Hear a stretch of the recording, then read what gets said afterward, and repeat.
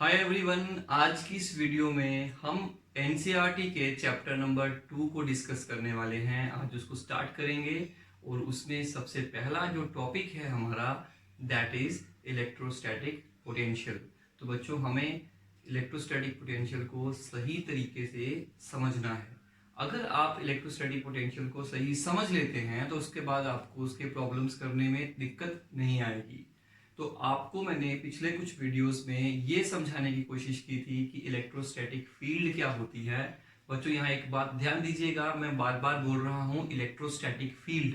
क्यों बोल रहा हूँ इलेक्ट्रोस्टैटिक फील्ड, इलेक्ट्रिक फील्ड क्यों नहीं बोलता?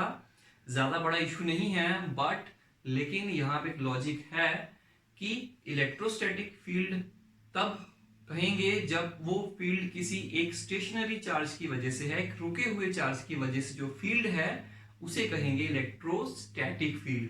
और अगर इन जनरल हम यूज करते हैं इलेक्ट्रिक फील्ड हम तब कहते हैं जब एक मूविंग चार्ज या एक एक्सेलरेटिंग चार्ज की वजह से जो फील्ड उसके सराउंडिंग में होती है उसे हम कहते हैं इलेक्ट्रिक फील्ड।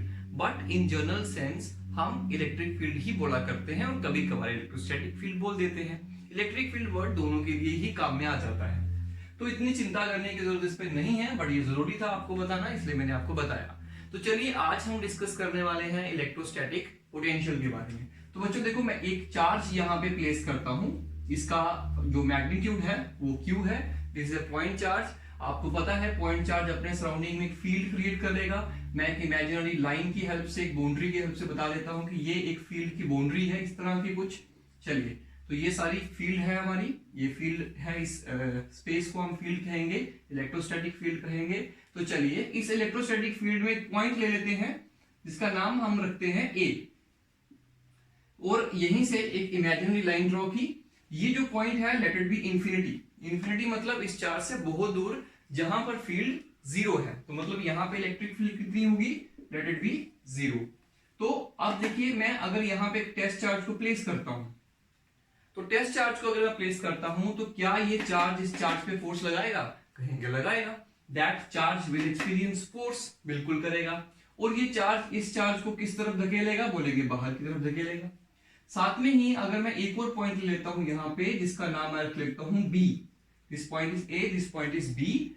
और ये जो बी पॉइंट है, अगर मैं यहाँ पे टेस्ट चार्ज रखूंगा तो ये चार्ज फिर भी उस पर फोर्स लगाएगा क्योंकि ये उसकी फील्ड में है।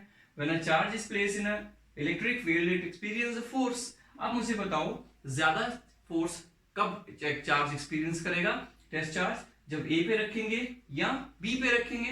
तो बताइए, बिल्कुल सही, ए पे रखेंगे तो ज्यादा फोर्स एक्सपीरियंस करेगा और बी पे रखेंगे तो फोर्स कम एक्सपीरियंस करेगा। तो मान लेते हैं अगर ए पे रखा तो उसने फोर्स एक्सपीरियंस किया 10 न्यूटन, और यहां पे इस टेस्ट चार्ज को जब बी पे रखेंगे तो वो फोर्स एक्सपीरियंस करेगा, मान लीजिए 6 न्यूटन करेगा। तो अब मुझे एक बात बताइए कि अगर मैं एक चार्ज को बी पे रखता हूं, मान लीजिए बी पे रखता हूं, तो बी पे वो कितनी फोर्स एक्सपीरियंस करेगा? तो कहेंगे 6 न्यूटन। अब देखिए, अगर मैं इस चार्ज को यहां से उठाकर यहां लाना चाहता हूं, if I want to drag this charge और move this charge from B to A, तो बताइए मुझे वर्क करना पड़ेगा कि नहीं करना पड़ेगा? बिल्कुल करना पड़ेगा। इस बार वर्क कौन कर रहा है? तो कहेंगे एक्सटर्नल एजेंसी कर रही है, क्योंकि ये चार्ज तो इस चार्ज को पास नहीं आने दे रहा, क्योंकि दोनों पॉजिटिव हैं, तो हमें ही इसको पकड़ के खींचकर यहां तक लाना पड़ेगा। तो इसमें हमें कुछ वर्क करना पड़ेगा, we have to do the work. तो मान लेते हैं कि यहां पर हमें कुछ 10 जूल या मैं लिख लेता हूं 8 जूल का वर्क करना पड़ा। कहां से कहां लाने में? यहां से यहां लाने में। तो इस किसी इलेक्ट्रोस्टैटिक फील्ड में एक पॉइंट से अगर दूसरे पॉइंट पर जाना हो तो somebody has to do the work। Sometimes अगर ए से बी जाना है तो ये चार्ज खुद ही वर्क कर लेगा, सिस्टम खुद ही वर्क कर लेगा। और अगर हमें बी से ए लाना है एक पॉजिटिव चार्ज को, क्योंकि दोनों पॉजिटिव हैं, तो हमें वर्क करना पड़ेगा, एक्सटर्नल एजेंसी को वर्क करना पड़ेगा, और इस इलेक्ट्रोस्टैटिक फोर्स के अगेंस्ट, उसकी अपोजिट डायरेक्शन में वर्क करना पड़ेगा। अब कितना वर्क करना पड़ा? मान लेते हैं W = 8 जूल वर्क करना पड़ा। तो अब इसका क्या मतलब हुआ तो मैं आपको बता देता हूं। इसको हम कैसे लिखते हैं, हम लिखते हैं पोटेंशियल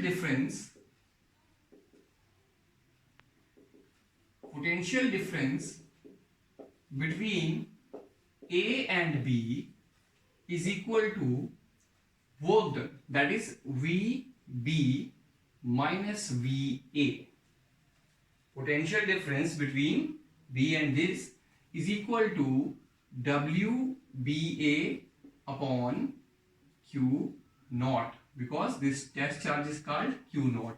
तो देखिए क्या है, work done in moving a unit charge from B to A, एक यूनिट चार्ज को, एक टेस्ट चार्ज को B से A लाने में जितना वर्क हमें करना पड़ता है उस वर्क को हम कहते हैं पोटेंशियल डिफरेंस। मतलब इन दोनों के बीच में किस चीज का फर्क है, किस चीज का अंतर है, तो बोलेंगे इतने से वर्क का अंतर है, इतने वर्क का अंतर है, इतने काम का अंतर है कि अगर हमें इसमें और इसमें डिफरेंशिएट करना हो, इस पॉइंट और इस पॉइंट की कैपेबिलिटीज में डिफरेंशिएट करना हो तो हमें 8 जूल वर्क करना पड़ेगा।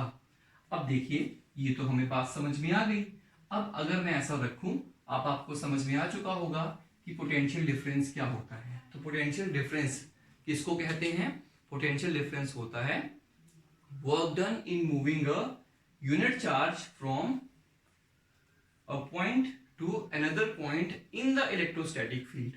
किसी इलेक्ट्रोस्टैटिक फील्ड में एक पॉइंट से दूसरे पॉइंट पर अगर जाना है तो जितना वर्क करना पड़ता है वो उन दोनों पॉइंट्स के बीच का अंतर होता है। अब जैसे मैं सिंपल सी एक बात करता हूं, अब जैसे अगर मैं कहूं कि यहां पर या मुझे एक इंफिनिटी से एक पॉइंट को, एक चार्ज, टेस्ट चार्ज को यहां पर लाना है। देखो पिछली बार मैं B से A लेकर आया था, इस बार मैं चाहता हूं कि मैं इंफिनिटी से लेकर आऊं। अब जैसे कि हम जानते हैं या आपको पता होना चाहिए कि पोटेंशियल को V से लिखते हैं। अभी सारी बातों को मैं समझाऊंगा, 10th में भी आपने एक बार पढ़ा होगा पोटेंशियल को V लिखते हैं। और मैंने आपको पहले पोटेंशियल डिफरेंस पढ़ाया है, अभी हम पोटेंशियल पढ़ने वाले हैं। तो ध्यान से सुनना, potential at infinity is taken as 0। तो बच्चों इंफिनिटी पर पोटेंशियल 0 लिया जाता है। अब मैंने इसको क्यों लिखा इतना लंबा सेंटेंस, क्योंकि इसमें समझने वाली बात है। पोटेंशियल यहां पर 0 होता है कि नहीं होता, that is not a story. Story is कि यहां पर पोटेंशियल हम 0 मानते हैं। बच्चों एक बात मुझे बताइए, अगर मैं ये सवाल पूछूं कि आप कितनी हाइट पर खड़े हैं, इस समय मान लीजिए आप एक बेड पर बैठे हैं, तो मुझे बताइए आप कितनी हाइट पर खड़े हैं। तो आप कहेंगे आप 1.5 फुट हाइट पे खड़े हो, क्योंकि आपके बेड की हाइट जो है वो 16 इंच या 18 इंच होगी, तो आप 18 इंच ऊपर खड़े हो। लेकिन मैंने आपको तो कहा नहीं कि आपने कहां से नापना है। आपने कहां से नापना किया, आपने ग्राउंड से नापा, ग्राउंड को कहा 0। ग्राउंड जो है आपका, जो लेवल है, फर्श है कमरे का, उसको आपने 0 हाइट कहा, फिर आप कहते हैं कि यहां पे है। तो लेकिन अगर मैं आपको कहूं कि major your distance from the centre of the earth, तो आपकी हाइट कुछ और हो जाएगी। मतलब आपको एक रेफरेंस 0 लेना पड़ेगा, किसी एक पॉइंट को 0 कहना ही पड़ेगा, तभी आप अपनी हाइट को उसके अकॉर्डिंग बता सकते हो। तो आपको एक रेफरेंस पॉइंट लेने की जरूरत होती है कि आप कहां से रेफरेंस ले रहे हैं। जैसे मैं आपको फिर से बताता हूं, हमारी अर्थ के ऊपर किसी भी पॉइंट का अगर आपको हाइट या डेप्थ निकालना है तो हमारा रेफरेंस लेवल होता है सी लेवल। सी लेवल को 0 हाइट माना जाता है। फिर हर एक चीज का जो हाइट है वो नापा जाता है, चाहे आपके एरोप्लेन्स हों वो कितनी हाइट पर उड़ रहे हैं, चाहे आपके माउंटेन्स हों उनकी कितनी हाइट होती है, सबका लेवल कहां से रेफरेंस लेके नापा जाता है, तो कहेंगे सी लेवल से। उसी तरह से यहां पर अगर आपको यहां का पोटेंशियल बताना है या यहां का पोटेंशियल बताना है, तो you have to take an reference point that is called 0 point. तो आप इसको इंफिनिटी वाले पॉइंट को 0 पोटेंशियल का नाम दे देते हैं कि अगर ये 0 है तो फिर यहां पोटेंशियल कितना होगा, अगर यहां का पोटेंशियल 0 है तो यहां कितना होगा, अगर यहां का पोटेंशियल 0 है तो यहां पोटेंशियल कितना होगा। तो इसी वजह से हमें एक रेफरेंस पॉइंट लेना पड़ता है, क्योंकि ये रिलेटिव टर्म्स होती हैं, एक जगह से दूसरी जगह जाना होता है और जितना वर्क करना पड़ता है उसे हम पोटेंशियल डिफरेंस कहते हैं। तो चलिए, अगर मैं बोलूं कि अगर if B lies at infinity, अगर B पॉइंट जो है वो हमारा इंफिनिटी पे चला जाए, then potential at B will become 0. Obviously, B is at infinity, it means potential at B is 0. Potential B पर 0 हो जाता है। तो therefore, अब आप इक्वेशन, ये वाली इक्वेशन क्या बनेगी हमारी, VB minus VA, that is equal to WBA upon Q naught।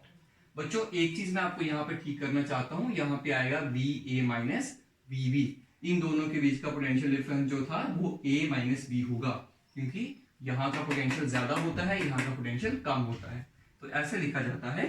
तो यहां पे भी मैं ऐसे ही लिखूंगा, और ये ठीक लिखा मैंने, तो इसको B लिख लेता हूं। अब बताइए VB कितना है, 0, तो VA minus 0 equal to WBA upon Q naught. अब इस बार B कहां है, इंफिनिटी, तो इंफिनिटी A लिख दिया मैंने। तो अब देखिए VA equal to W infinity A upon Q naught. तो अब बताइए ये क्या है, V is called potential at A, तो मैं लिख देता हूं पोटेंशियल एट A। तो what is potential at a point A? Potential at A is the amount of work done in moving a unit positive test charge from infinity to point A।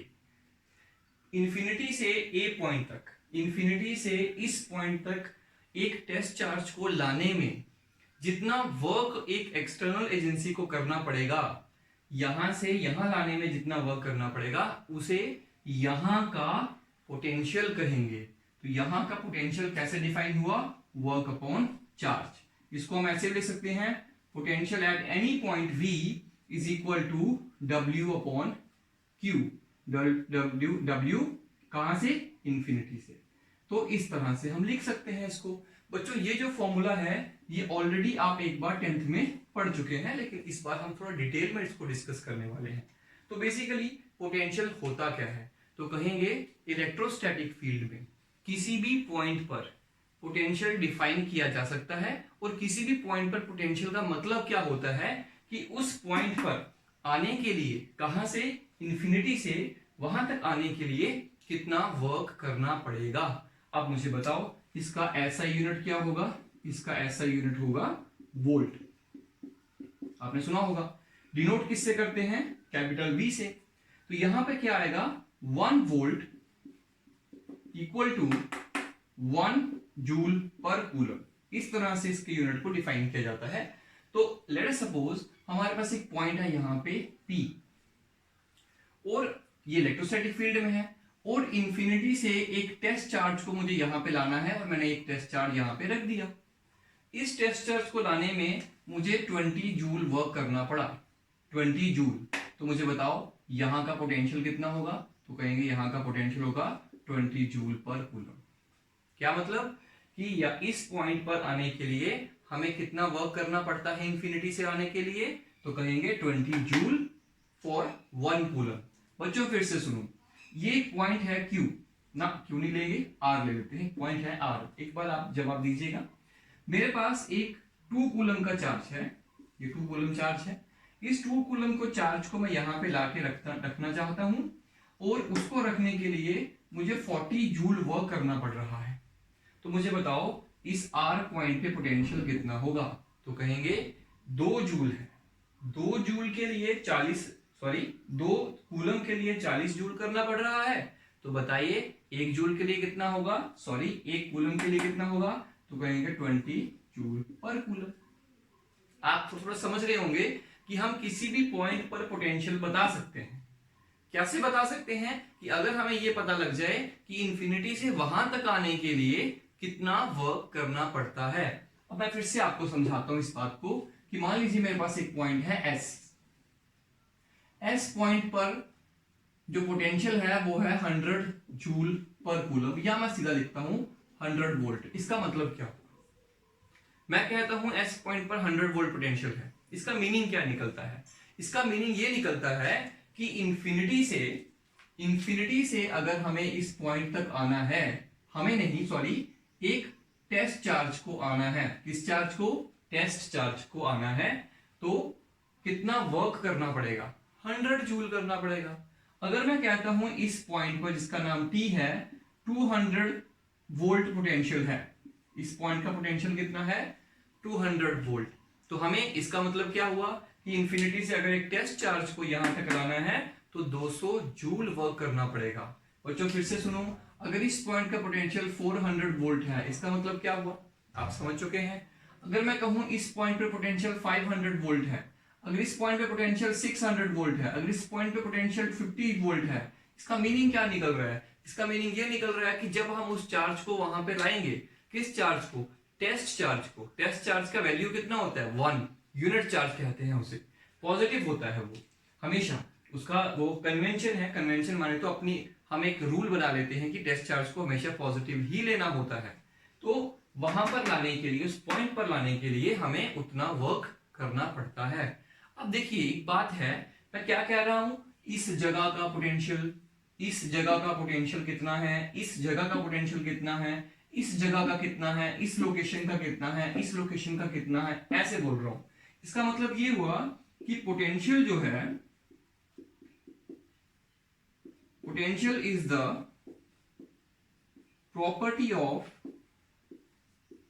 Location, बिल्कुल, या कभी कभार हम ये भी कह सकते हैं कि potential is the function of distance. जैसे जैसे हम डिस्टेंस बदलते हैं, लोकेशन बदलते हैं, तो पोटेंशियल बदलता है। तो हम इसको ऐसे भी लिखते हैं बहुत बार, वी आर। आप कभी अपनी एनसीईआरटी बुक खोलेंगे या कोई और बुक खोलेंगे, आप देखेंगे कि वी आर लिखा होता है साथ में। आर माने तो डिस्टेंस, लोकेशन क्या है उसकी, उसका पोजीशन वेक्टर क्या है, वो आर है। पोजीशन के बारे में बता रहा है आर। तो potential at that position, because हम ऐसे बोल सकते हैं potential is the function of distance, potential is the function of location. Potential बदलता है लोकेशन के साथ। ऑब्वियसली इलेक्ट्रिक फील्ड भी इसी का, लोकेशन का ही फंक्शन है। तो देखिए अलग अलग जगह पर अलग अलग पोटेंशियल आपको मिल रहा है, इसे हम पोटेंशियल कहते हैं। अब पोटेंशियल और पोटेंशियल डिफरेंस को समझने के बाद अब हमें समझना है पोटेंशियल एनर्जी क्या होती है। तो अब हमें पोटेंशियल एनर्जी के बारे में समझना है। तो बच्चों इस बात को ध्यान से सुनिएगा, क्योंकि अगर आपको ये कॉन्सेप्ट समझ में आएंगे तो ही आप प्रॉब्लम्स और कंसेप्चुअल क्वेश्चंस को कर पाएंगे, अदरवाइज कुछ भी नहीं हो पाएगा। इसलिए ध्यान से सुनिएगा, मैं पूरी कोशिश करूंगा आपको समझाने की। तो चलिए शुरू करते हैं पोटेंशियल एनर्जी के बारे में, वो क्या है। तो देखिए बच्चों एक चीज याद रखिएगा, अगर हमारे पास कोई चार्ज है, टेस्ट चार्ज है, मैं यहाँ पे एक टेस्ट चार्ज रख देता हूं। इस टेस्ट चार्ज को मुझे अगर यहां से उठाकर मुझे एक पॉइंट पे लाना है, मैं मान लेता हूं यहाँ पे एक पॉइंट ले लेता हूं, इसका नाम ए रख दिया। आपने इस टेस्ट चार्ज को उठाकर यहाँ पे आके लगा दिया। अब मुझे बताओ कि अगर मैं इसको यहाँ पे लगाकर, यहाँ पे रख कर इसको फिक्स कर दूं किसी अरेंजमेंट से, तो बताइए अगर मैं इसको अब छोड़ देता हूं तो क्या ये वहीं बैठा रहेगा या भाग जाएगा? तो हम कहेंगे ये भाग जाएगा। किधर को भागेगा? ये इधर को भागेगा। क्यों भागेगा? अरे भाई ये इसको रिपेल कर रहा है इसलिए भागेगा। अब यहां पे जब हमने इसको रखा तो इसमें एनर्जी आ गई, देखो वो भाग सकता है। इस यहां पे रखने पर चार्ज भाग सकता है, तो भागने की एनर्जी होती है काइनेटिक एनर्जी। तो मतलब दैट चार्ज जिसको हमने इंफिनिटी से यहां तक आके रखा था, यहां पे आने से उसके अंदर एनर्जी आ गई और उसी एनर्जी से अब वो भाग सकता है। इसका मतलब ये हुआ कि यहां पे जब हमने इस टेस्ट चार्ज को प्लेस किया, इट गेन एनर्जी। अब वो एनर्जी उसने कहां से गेन करी? तो इसका आंसर ये है कि हमने जितना उस पर वर्क किया, मान लो जैसे आपने इस पे 10 जूल वर्क किया इसको यहां से यहां लाने में, तो जो वर्क आपने किया, आपकी एनर्जी तो लूज हो गई। कितने जूल? 10 जूल, क्योंकि आपकी एनर्जी स्पेंड हुई है वर्क करने से। और जिस पर आपने वर्क किया है उसमें एनर्जी गेन हो जाती है, जो आपने स्पेंड की अब वो उसमें चली जाएगी बिकॉज ऑफ डूइंग वर्क। तो वर्क करने से एनर्जी एक फॉर्म से दूसरी फॉर्म में ट्रांसफर होती है। ये हमने 11th में पढ़ा हुआ है। तो अब जो 10 जूल आपने वर्क किया, वो वर्क इसकी एनर्जी की फॉर्म में स्टोर हो जाएगा। अभी तक हमने इसको रखा हुआ है। हाँ, अगर छोड़ेंगे तो वो काइनेटिक एनर्जी से भागेगा, पर अगर रखा हुआ है तो उसमें कौन सी एनर्जी होगी? तो कहेंगे उसमें इलेक्ट्रोस्टैटिक पोटेंशियल एनर्जी होगी। मैं इसको पोटेंशियल क्यों बोल रहा हूं? क्योंकि आपने उस चार्ज की पोजीशन को बदला। पोजीशन के बदलने से जो एनर्जी स्टोर होती है उसे हम पोटेंशियल एनर्जी कहते हैं। बच्चों, अगर आप किसी पत्थर को जमीन से उठाकर छत पे जाके रख देंगे तो उसमें ग्रेविटेशनल पोटेंशियल एनर्जी आएगी।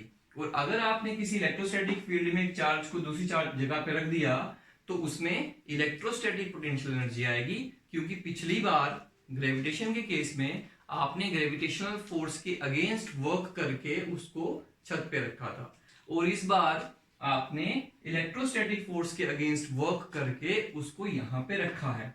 इसीलिए उसमें कौन सी वाली एनर्जी स्टोर होगी? उसका नाम रखेंगे इलेक्ट्रोस्टैटिक पोटेंशियल एनर्जी।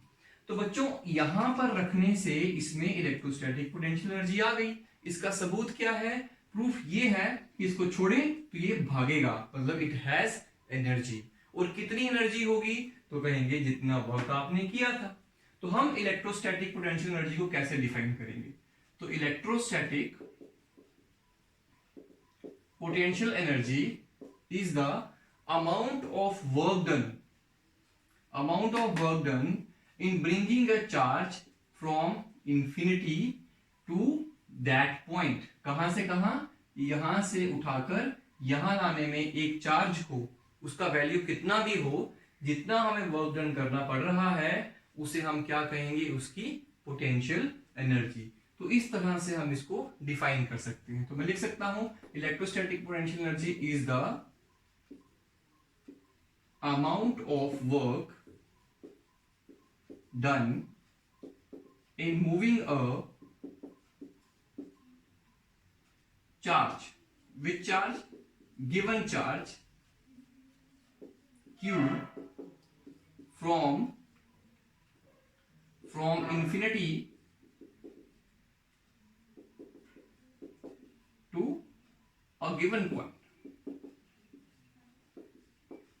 जब आप किसी पॉइंट को, किसी चार्ज को एक पोजीशन से, इंफिनिटी से एक पर्टिकुलर पोजीशन पे जाके रख देते हो अगेंस्ट इलेक्ट्रोस्टैटिक फोर्स, तो जब उसमें जो एनर्जी गेन होती है उसे हम क्या कहते हैं?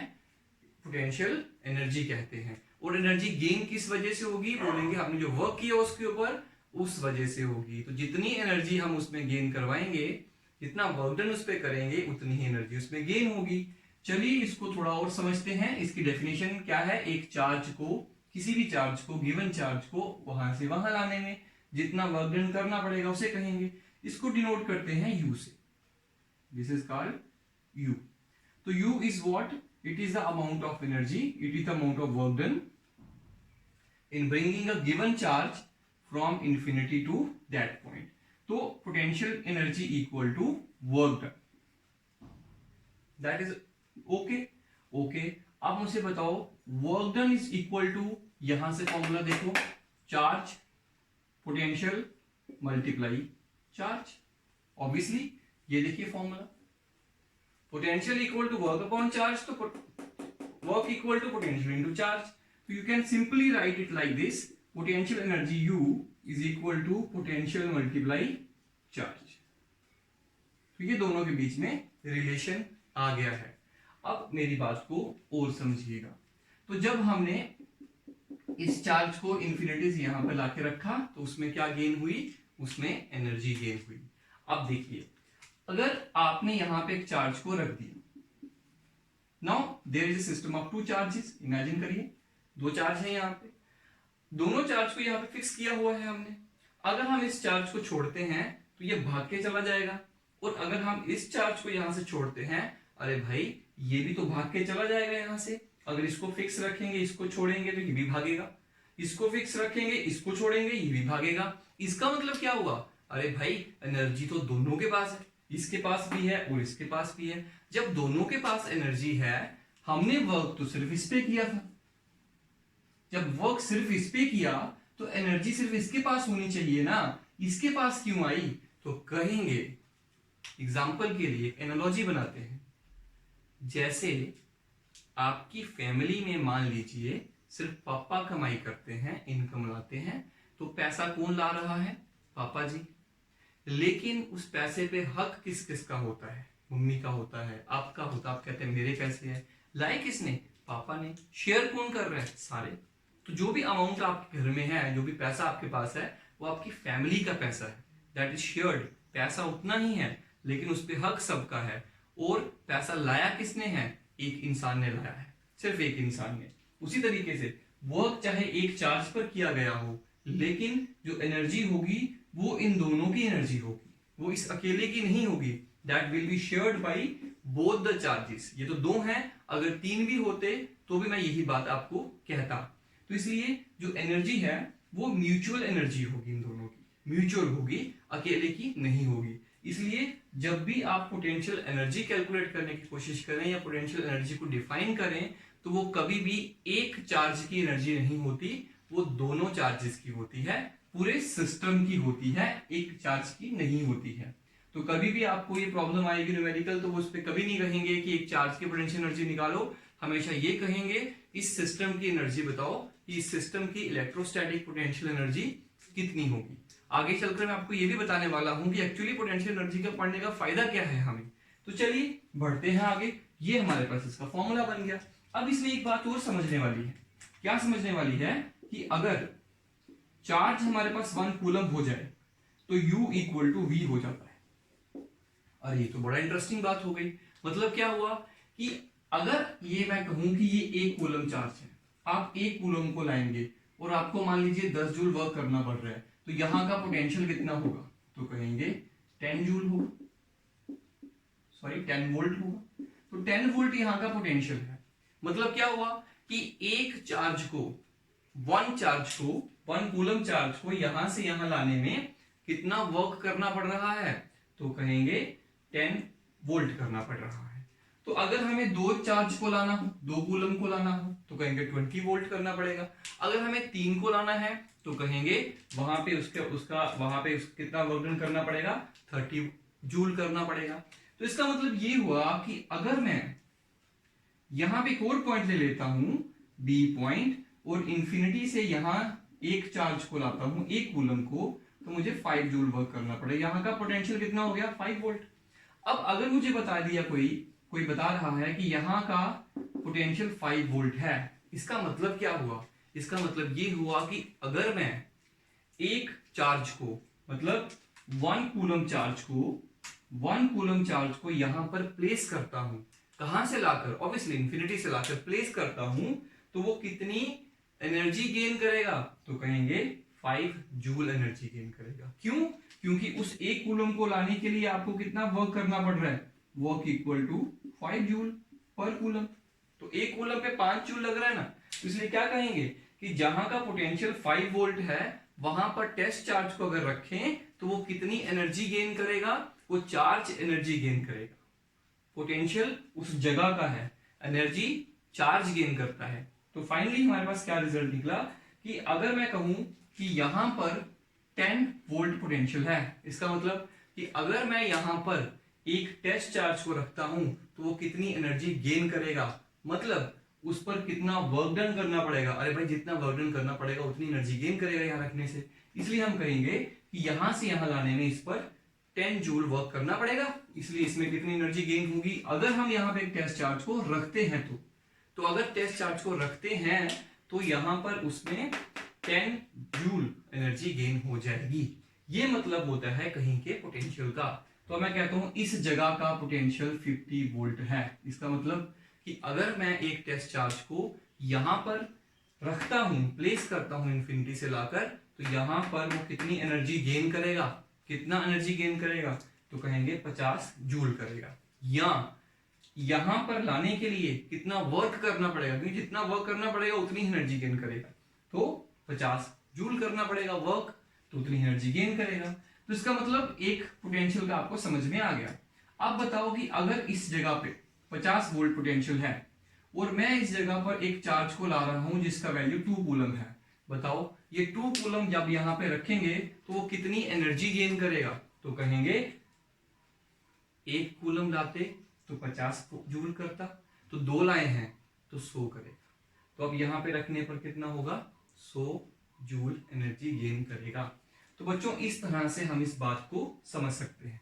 मेरी बात को फिर से समझिएगा, मैं फिर से आपको समझाता हूं। ये देखिए हमारे पास एक चार्ज है, अगर मैं एक पॉइंट यहां पे ले लेता हूं P, मैं P पॉइंट यहां पे ले लेता हूं और इस P पॉइंट को मैं कहता हूं कि इस P पॉइंट का जो पोटेंशियल है, यहां का जो पोटेंशियल है वो है 100 वोल्ट है। यहां का पोटेंशियल 100 वोल्ट है।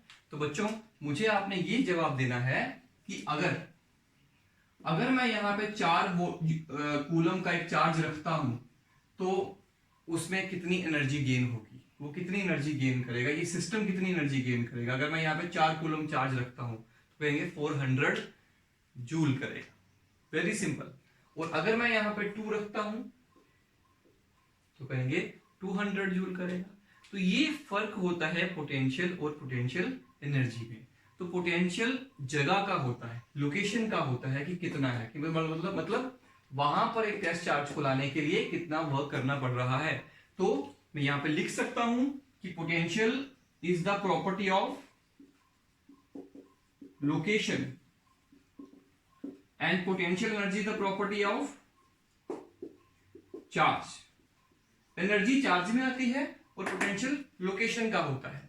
तो सिंपल है, जहां का भी आपको पोटेंशियल पता हो, इतना चार्ज वहां पे रखा उसको उससे मल्टीप्लाई करो तो you will get the energy gained by that charge. तो इस तरह से हम डिफाइन करते हैं पोटेंशियल को, पोटेंशियल डिफरेंस को और पोटेंशियल एनर्जी को। एक बात और बता देता हूं, पोटेंशियल या पोटेंशियल डिफरेंस एक स्केलर क्वांटिटी होती है, क्योंकि आप जानते हैं उसके अंदर वर्क आ रहा है। और जो मैंने आपको इलेक्ट्रिक फील्ड पढ़ाई थी वो एक वेक्टर फील्ड होती है, उसे हम वेक्टर क्वांटिटी कहा जाता है, क्योंकि इसमें फोर्स आती है, इसमें वर्क आता है, work is scalar, that's the potential is also scalar. तो this is all about potential, potential energy and potential difference. Electrostatic potential की डेफिनेशन को समझने के बाद अब हम उसके लिए एक एक्सप्रेशन डिराइव करने वाले हैं। वो जो एक्सप्रेशन है उसका डेरिवेशन हम अभी करेंगे। और मैं आपको एक बात बता देता हूं कि जब तक आप डेरिवेशंस नहीं देखते हैं कि कैसे हमने उस फॉर्मूला को डिराइव किया है, तब तक आप न्यूमेरिकल्स नहीं कर सकते और कंसेप्चुअल क्वेश्चंस को भी नहीं बना पाएंगे। इसीलिए डेरिवेशंस को देखना और उसको समझना बहुत जरूरी होता है। इवन जो स्टेट बोर्ड्स हैं उनमें तो ये डायरेक्ट 5 या 3 मार्क्स के क्वेश्चन बहुत बार पूछे जाते हैं डेरिवेशंस को। और सीबीएसई बोर्ड्स में डेरिवेशंस थोड़ी सी कम आती हैं लेकिन करनी जरूर पड़ती हैं, और बाकी कंसेप्चुअल न्यूमेरिकल पार्ट ज्यादा रहता है।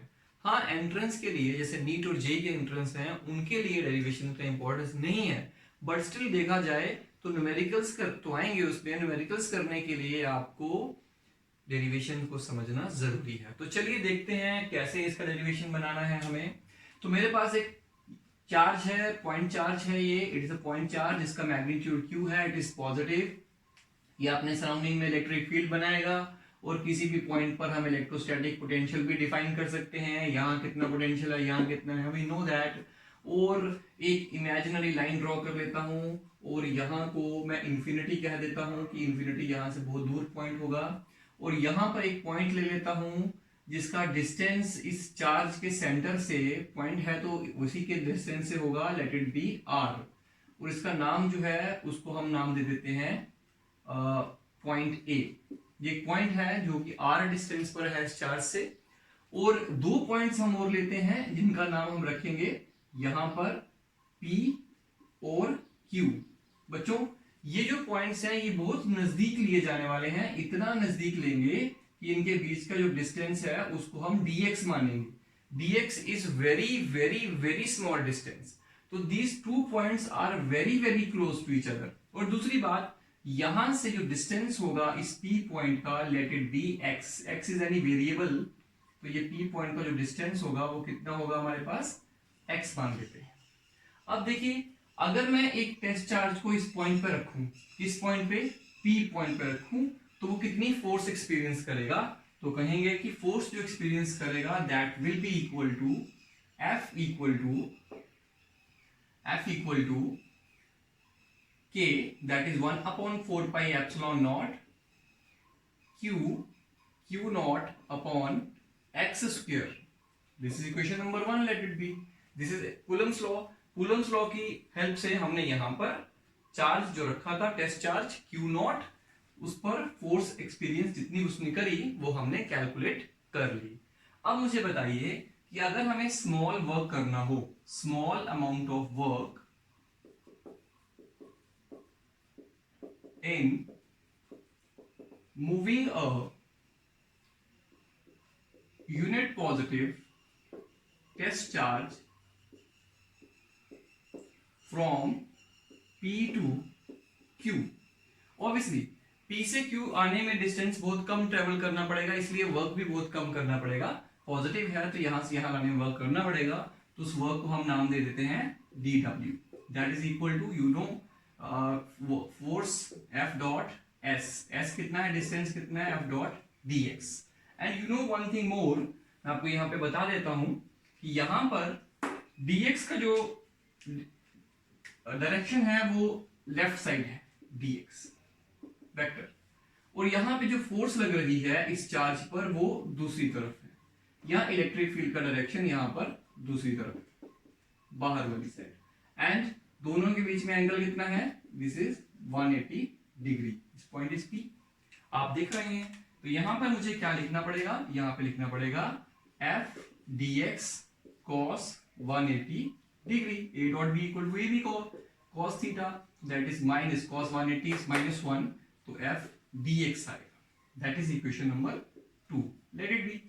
अब क्या करेंगे कि इस वैल्यू को इसमें सब्स्टिट्यूट कर दो, तो therefore dW equal to minus 1 upon 4 pi epsilon naught into Q naught upon x square into dx. मैंने यहाँ पे वैल्यू सब्स्टिट्यूट कर दी. चलिए अब मुझे बताइए टोटल वर्क डन. देखो यहां से यहां आने में डिस्टेंस बहुत कम था. हमने क्यों लिया डिस्टेंस कम, ताकि जब हम यहां से यहां आ रहे थे तो फोर्स की वैल्यू कांस्टेंट रहे. बच्चों देखो, अगर मैं टेस्ट चार्ज को यहां रखता हूं तो वो ज्यादा फोर्स एक्सपीरियंस करेगा, लेकिन थोड़ा नजदीक रखूंगा इस पॉइंट के ऊपर तो कम फोर्स एक्सपीरियंस करेगा.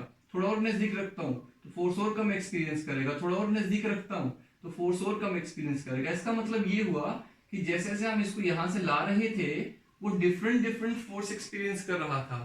तो इसलिए यहां पर जो वर्क डन होगा that is done by a variable force. That is work is done due two variable force. तो वेरिएबल फोर्स के लिए थोड़ा निकालना, कैलकुलेशन हमें थोड़ी टफ हो जाती है. दैट्स व्हाई हमने क्या किया, हमने इस डिस्टेंस को इतना क्लोज लिया एक दूसरे के, या इन दोनों पॉइंट्स को इतना क्लोज लिया कि जिससे क्या हो रहा है कि यहां से यहां आते समय फोर्स की वैल्यू में कुछ खास चेंज जो है वो नहीं हो रहा.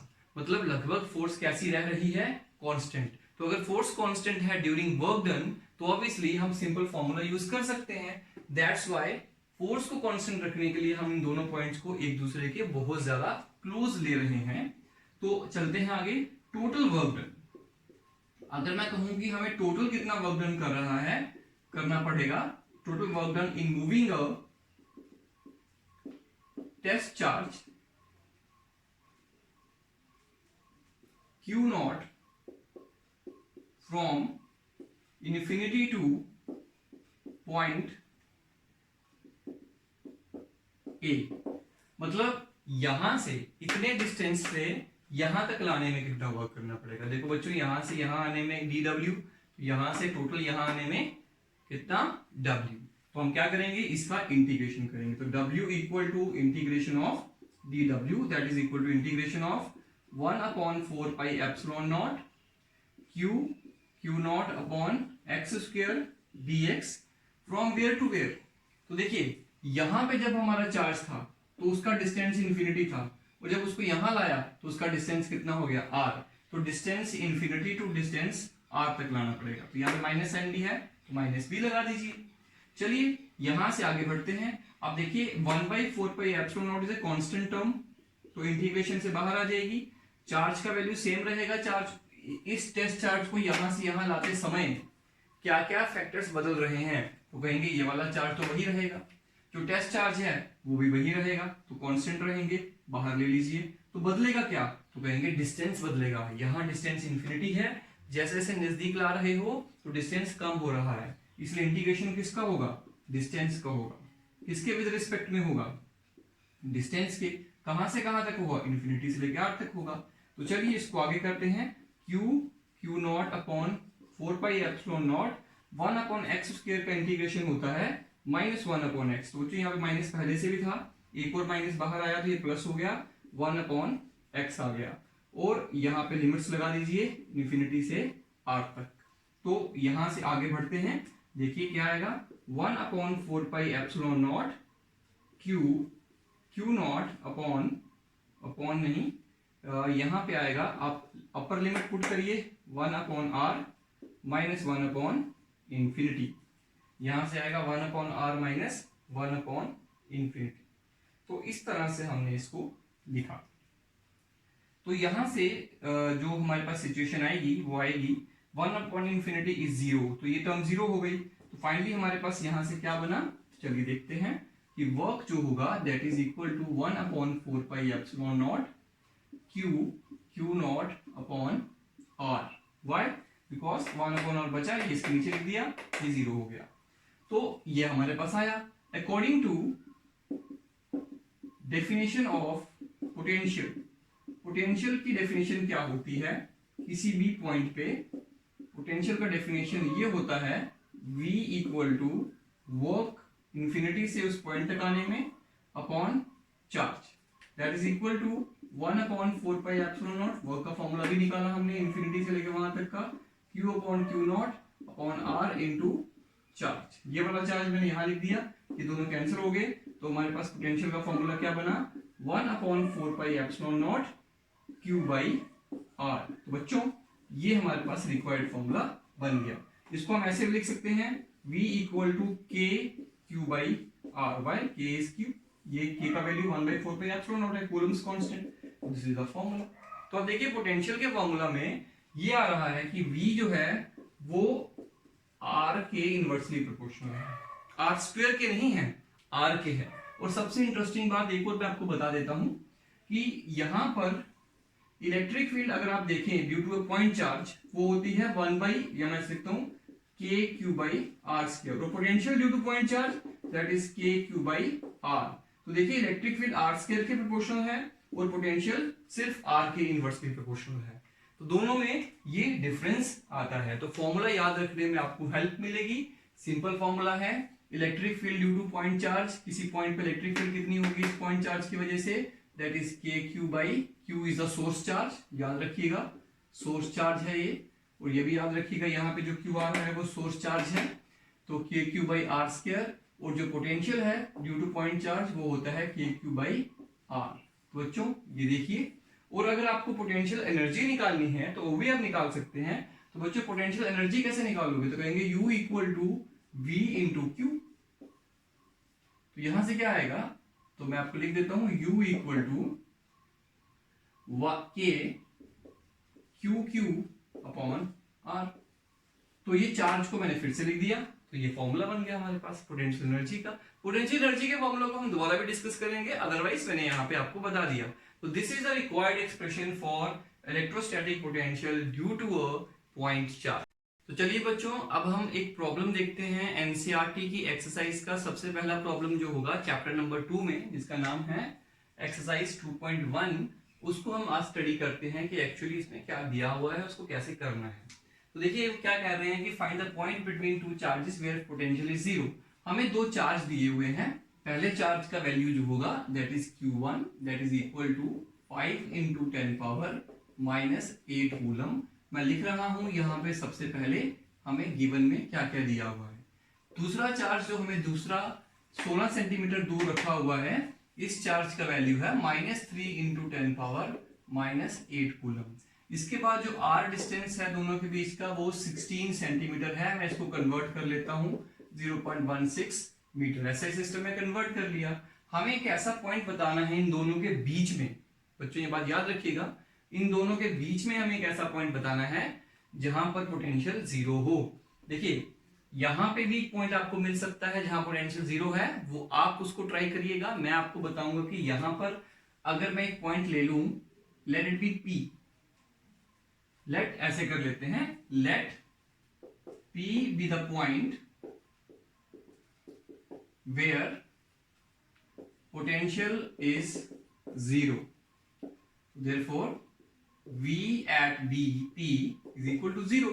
मतलब यहां का पोटेंशियल हमने लेट कर लिया जीरो है। अब ये पॉइंट p है कहां पे, मान लेते हैं इस चार्ज से कितने दूरी पे है, x डिस्टेंस पे है।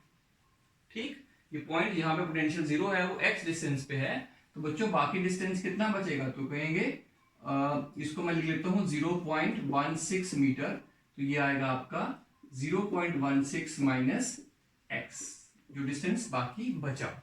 अब बताओ यहां पर जो पोटेंशियल होगा वो किस किस की वजह से होगा, तो कहेंगे एक तो ये चार्ज है, इस पॉइंट चार्ज की वजह से यहां पोटेंशियल होगा, और इस पॉइंट चार्ज की वजह से यहां पोटेंशियल होगा। लेकिन बच्चों ये नेगेटिव चार्ज है तो नेगेटिव पोटेंशियल बनाएगा, और ये पॉजिटिव चार्ज है तो पॉजिटिव पोटेंशियल बनाएगा। याद रखिएगा, अगर कोई चार्ज नेगेटिव है तो हम उसका पोटेंशियल ऐसे लिखते हैं k minus Q by R. बात याद रखिएगा, मैंने आपको एक बार कहा भी था कि इलेक्ट्रिक फील्ड और इलेक्ट्रिक फोर्स के फॉर्मूला में चार्जेस के मैग्नीट्यूड को लिखा जाता है, लेकिन पोटेंशियल के फॉर्मूला में या पोटेंशियल एनर्जी के फॉर्मूला में चार्ज की जो भी पोलैरिटी होगी वो साथ में लिखी जाएगी। तो अगर यहाँ पे नेगेटिव चार्ज होगा तो पोटेंशियल भी नेगेटिव होगा। इसका पोटेंशियल नेगेटिव है, इसका पॉजिटिव है, तो सोचो कि जीरो तो हो सकता है, बिल्कुल हो सकता है। अगर ये दोनों पॉजिटिव होते तो फिर पोटेंशियल एड अप होकर कोई वैल्यू बनाता, जीरो नहीं हो पाता। तो वो नेगेटिव है, ये पॉजिटिव है, जिसका मतलब पोटेंशियल 1 प्लस पोटेंशियल 2 जीरो। या इस पॉइंट पर इसकी वजह से जो पोटेंशियल होगा और जो इसकी वजह से होगा, दोनों के सम कितना होगा, जीरो। अब बताओ B1 कितना होगा, किसी एक पॉइंट पर इस पॉइंट चार्ज की वजह से कितना पोटेंशियल होगा, तो कहेंगे k Q 1 upon x plus k Q2 that is negative, बाद में भरेंगे यहां पे, अपॉन 0.16 माइनस x, जो डिस्टेंस है that is equal to zero. अब यहां से k जो है वो आप कॉमन लेकर उसको डिवाइड कर ली जीरो से, तो कैंसिल हो जाएगा। तो हमारे पास बचेगा Q1 का वैल्यू कितना है, 5 into 10 power minus 8 plus upon x plus, sorry यहां पे माइनस आएगा, minus 3 into 10 power minus 8 divided by 0.16 minus x that is equal to zero. यहां से आप माइनस 8 कॉमन लेके उस तरफ ले जाइए, वो भी जीरो हो जाएगा। तो सिंपल आएगा 5 upon x minus 3 upon 0.16 minus x equal to zero. और यहीं से आप इसको उधर ले जाइए तो आएगा 5 upon x equal to 3 upon 0.16 minus x। इसको क्रॉस मल्टीप्लाई करिए तो 5 into 0.16 minus x equal to 3x। इसको क्रॉस, इसको इधर मल्टीप्लाई किया इस पूरे को, और इसको इधर मल्टीप्लाई किया। तो बच्चों जब इसको आप सॉल्व करेंगे तो आपका जो x का वैल्यू आएगा तो that comes out to be 0.01 metre और x इक्वल टू 10 सेंटीमीटर। तो ये हमारे पास इसका रिजल्ट आ गया। तो x का वैल्यू कितना आया, 10 सेंटीमीटर। तो यहां से यहां कितना होगा, 10 सेंटीमीटर होगा। तो एक पॉइंट से 10 सेंटीमीटर दूर एक पॉइंट होगा जहां पर इलेक्ट्रिक पोटेंशियल दोनों की वजह से जीरो होगा। तो इस तरह से हम इन चीजों को समझते हैं और हमने इसको सॉल्व कर लिया। अब आपका ये होमवर्क है कि इस तरफ भी एक पॉइंट आपको मिलेगा, सॉरी मैंने यहाँ पे नेगेटिव लिखना चाहिए था, यहां पे भी एक आगे कहीं पॉइंट मिलेगा P डैश, वहां पे भी पोटेंशियल जीरो होगा। अब आपको बाहर निकालना है, कैसे निकालोगे, तो मान लेते हैं वहां के लिए जो डिस्टेंस है यहां से वो x मान लो, फिर यहां से यहां तक डिस्टेंस कैलकुलेट कर लीजिए, उसके अकॉर्डिंग फिर इसमें वैसे ही फॉर्मूला में सब्स्टिट्यूट कीजिए और उसके लिए आप एक आंसर बना लीजिए। तो ये था एनसीईआरटी की एक्सरसाइज चैप्टर नंबर 2 की एक्सरसाइज का पहला क्वेश्चन। तो चलिए बच्चों अगला सवाल देखते हैं। एनसीईआरटी की एक्सरसाइज का सेकंड क्वेश्चन, हमारे पास एक हेक्सागन दिया है, एक रेगुलर हेक्सागन है, हेक्सागन जिसकी 6 साइड्स होती हैं और उसके कॉर्नर्स पर, हर कॉर्नर पर एक चार्ज रखा है जिसका वैल्यू कितना है, 5 माइक्रोकूलम। 5 माइक्रोकूलम का मतलब होता है 5 into 10 power minus 6 coulomb, that is 5 microcoulomb. तो बच्चों अब हमें बताना है कि find potential at O. Find potential at O, हमें ओ पे पोटेंशियल बताना है। कि इसका मतलब ये हुआ, एक सिंपल सी बात बताता हूं। हमारे पास एक पॉइंट है पी, वहां से 5 सेंटीमीटर दूर मैं एक चार्ज रखता हूं Q1। तो बताओ इस चार्ज की वजह से यहां पे कुछ पोटेंशियल होगा? हाँ होगा। फिर मैं यहां पे एक और चार्ज रखता हूं जो कि इस यहां से 4 सेंटीमीटर दूर है Q2। तो ये भी यहां का पोटेंशियल बनाएगा, या इसकी वजह से यहां पे पोटेंशियल होगा? बिल्कुल होगा। तो अगर इसकी वजह से यहां पे पोटेंशियल जो है वो V1 है और इस Q2 की वजह से V2 है, तो भाई दोनों का सम करके टोटल पोटेंशियल आएगा P पे। और कौन सा सम है? Since potential is a scalar quantity, तो उनका स्केलर सम ही करना पड़ेगा। अब अगर मैं इस चार्ज को उठा के यहां नहीं यहां रख दूं, डिस्टेंस सेम रखता हूं लेकिन लोकेशन बदल लेता हूं, कहीं पे भी रख देता हूं, डिस्टेंस सेम रखेंगे यहां से यहां तक का, तो वही पोटेंशियल नहीं बदलेगा। दूसरी तरफ अगर मैं एक पॉइंट यहां पे लेता हूं, मान लीजिए 5 सेंटीमीटर पे Q1, यहां पे इलेक्ट्रिक फील्ड होगी, इसकी वजह से पोटेंशियल भी होगा, इलेक्ट्रिक फील्ड भी होगी, इलेक्ट्रिक फील्ड का डायरेक्शन ये होगा। लेकिन अगर यहां से मैं एक चार्ज और रखता हूं 4 सेंटीमीटर पे, इसका नाम Q2 है, तो इसकी इलेक्ट्रिक फील्ड यहां से इस तरफ होगी। बच्चों तो दोनों की वजह से यहां पे इलेक्ट्रिक फील्ड बन रही है, तो दोनों का सम क्या होगा? रिजल्टेंट फील्ड जो होगी that will be given by the parallelogram law, और नेट फील्ड जो होगी वो ऊपर की तरफ होगी। आप मानते हैं इस बात को? लेकिन अगर मैं इस चार्ज को यहां से उठाकर यहां रख दूं,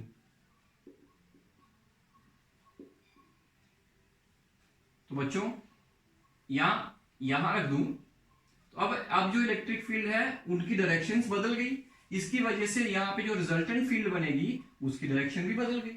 देखो पहले सीधी थी ऊपर को, अब इधर हो गई। तो ये बात है कि अगर आप चार्जेस की लोकेशंस को बदलते हैं तो किसी एक पर्टिकुलर पॉइंट पर इलेक्ट्रिक फील्ड बदल जाती है लेकिन इलेक्ट्रोस्टैटिक पोटेंशियल नहीं बदलता है। चलिए हम आगे बात करते हैं। यहां पे हमें पोटेंशियल बताना है, तो यहां पे इसके इर्द गिर्द कितने चार्ज हैं? 6 हैं। एक चार्ज की वजह से यहां पे कितना पोटेंशियल बनेगा? तो मैं बता देता हूं, potential due to 5 coulomb charge, एक चार्ज की वजह से कितना पोटेंशियल होगा? तो कहेंगे K Q बाई R। तो V इक्वल टू K जितना भी है, आपको पता है इसका वैल्यू कूलम्स कांस्टेंट है, 5 micro coulomb upon 10 centimetre, that is 0.1 metre. ये लिख दिया। This is potential due to one charge, K Q by R। मैं लिख देता हूं potential due to one charge. तो therefore potential at O due to all the 6 charges, because all are equal and you know सबका distance बराबर है और सबका वैल्यू बराबर है, Q सबके लिए सेम है और R भी सबके लिए 10 सेंटीमीटर 10 सेंटीमीटर 10 सेंटीमीटर है, कि हर एक डिस्टेंस 10 सेंटीमीटर है। तो ऑब्वियसली सबकी वजह से पोटेंशियल सेम होगा, और टोटल पोटेंशियल यहाँ पे कितना होगा? इसका जो पोटेंशियल हुआ, इसका हुआ, सबका मिला के टोटल करके होगा, तो आएगा 6 times K, that is 9 into 10 power 9। या मैं सीधा लिख देता हूं K Q by R, and that is equal to 6 multiply, what is the value of K? You know, 9 into 10 power 9. What is the value of Q? 5 into 10 power minus 6 upon R. R is what? That is 0.1 centimeter. तो जब बच्चों इसकी value calculate करेंगे आराम से बैठ के, तो 2.7 into 10 पावर 6 वोल्ट आएगा। This is the value of potential at point O. So in this way we can calculate the potential. Remember while calculate the potential that potential is a scalar quantity, और उस समय उसका calculation करने में थोड़ा ध्यान रखिएगा। मैं आपको फिर से एक बात को बताता हूं, देखिएगा। मान लीजिए हमारे पास एक स्क्वायर है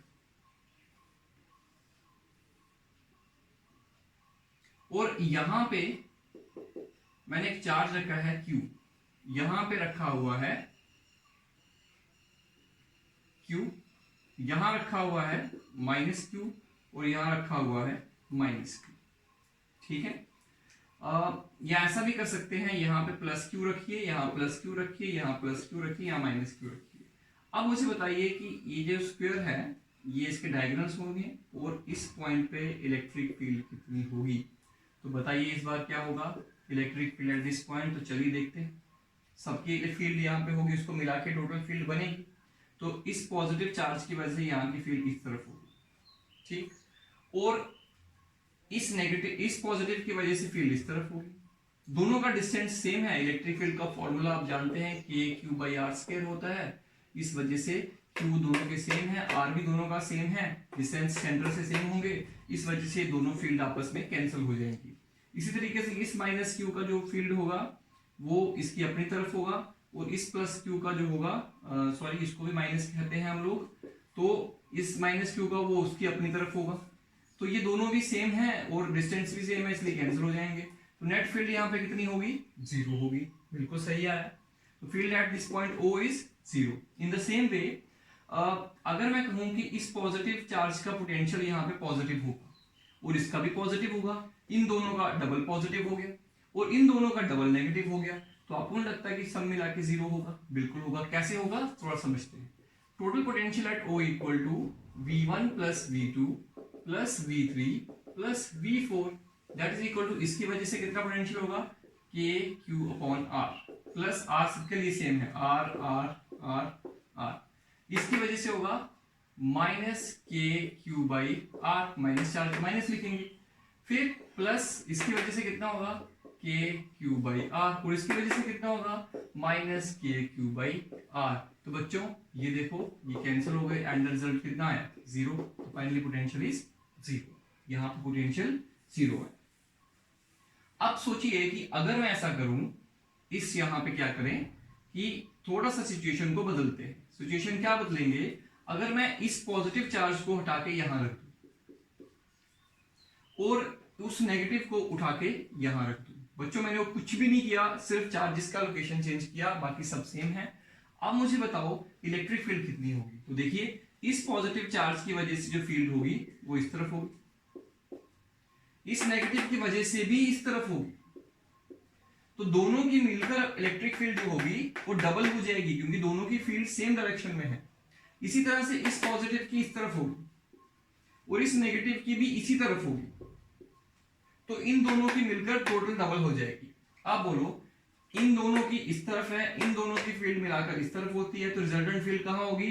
तो बच्चों टेस्ट चार्ज रखोगे तो कहां जाएगा, नीचे की तरफ। तो इन दोनों वेक्टर्स का रिजल्टेंट नीचे को आएगा। E is not zero, but situation क्या है, पोटेंशियल तो वही रहा भाई। यहां से यहां जाने से पोटेंशियल की वैल्यू में तो कोई फर्क पड़ा नहीं, पोटेंशियल तो हमेशा प्लस माइनस ही होंगे, तो वो तो जीरो ही रहेगा। तो in this case no electric field is not zero but potential is zero. तो कुछ ऐसे पॉइंट्स हमारे पास हो सकते हैं जहां पे फील्ड जीरो नहीं है लेकिन इलेक्ट्रिक फील्ड पोटेंशियल जीरो है, और कुछ पॉइंट ऐसे भी हो सकते हैं जहां पोटेंशियल जीरो है लेकिन फील्ड जीरो नहीं है, और कुछ पॉइंट ऐसे भी हो सकते हैं यहाँ पे पोटेंशियल भी जीरो और फील्ड भी जीरो हो सकते हैं।